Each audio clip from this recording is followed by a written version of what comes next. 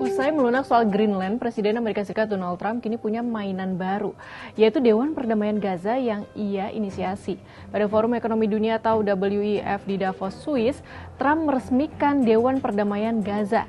Arab Saudi, Qatar, Turki, Mesir, Yordania, Pakistan, Uni Emirat Arab, dan Indonesia bergabung di dalamnya.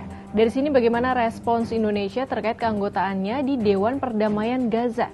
Lalu bagaimana Indonesia menanggapi kontribusi anggota sebesar 1 miliar dolar AS atau sekitar 16,9 triliun rupiah sebagai syarat mendapat kursi permanen di Dewan tersebut?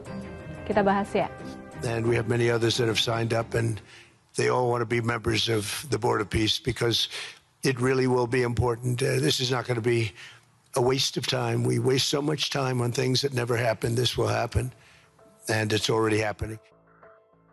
Dewan Perdamaian Gaza buatan Trump ini diklaim didukung beberapa tokoh di Dewan Utama, yaitu Menteri Luar Negeri Amerika Serikat Marco Rubio, mantan Perdana Menteri Inggris Tony Blair, CEO Apollo Global Management Mark Rowan, dan Presiden Bank Dunia Ajay Banga. Selain Dewan Utama, terdapat pula Dewan Eksekutif Gaza yang bertugas mengawasi fase kedua gencatan senjata, termasuk peluncuran pasukan keamanan internasional dan pembangunan kembali wilayah yang hancur akibat perang.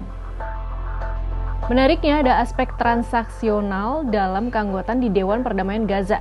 Dalam draft dinyatakan bahwa kontribusi sebesar 1 miliar dolar AS atau sekitar 16,9 triliun rupiah yang dibayarkan secara tunai di tahun pertama akan menjamin sebuah negara mendapatkan kursi permanen di Dewan tersebut.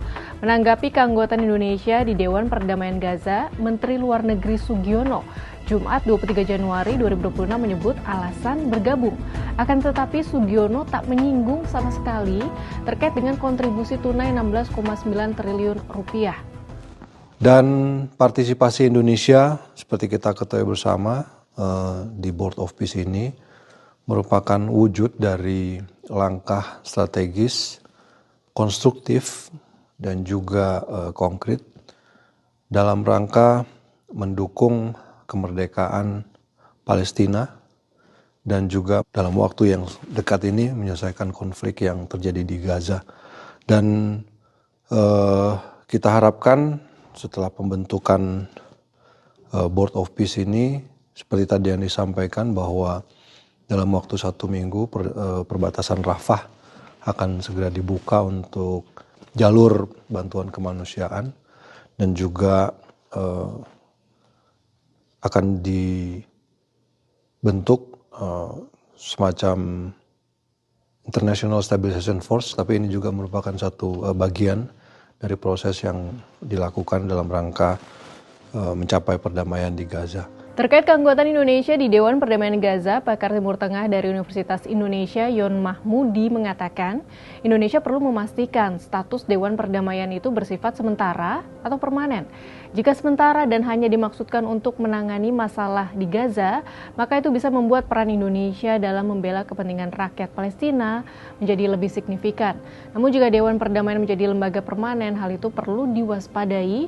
Jangan sampai Dewan tersebut justru melegitimasi gagasan Trump untuk mengendalikan dunia sesuai dengan kepentingan AS.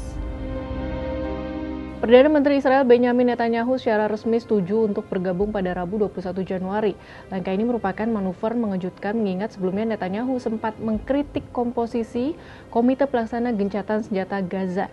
Selain Israel, Uni Emirat Arab, Maroko, Vietnam, Kazakhstan, Hungaria, Argentina, dan Belarusia juga menyatakan kesiapannya untuk bergabung. Sahabat Kompas, kita tunggu kabar selanjutnya apakah Indonesia bakal membayar kontribusi 16,9 triliun rupiah tunai di tahun pertama kepada Dewan Perdamaian Gaza buatan Trump sebagai syarat mendapatkan kursi permanen. Kalau kamu setuju dengan kontribusi 16,9 triliun rupiah tunai ini?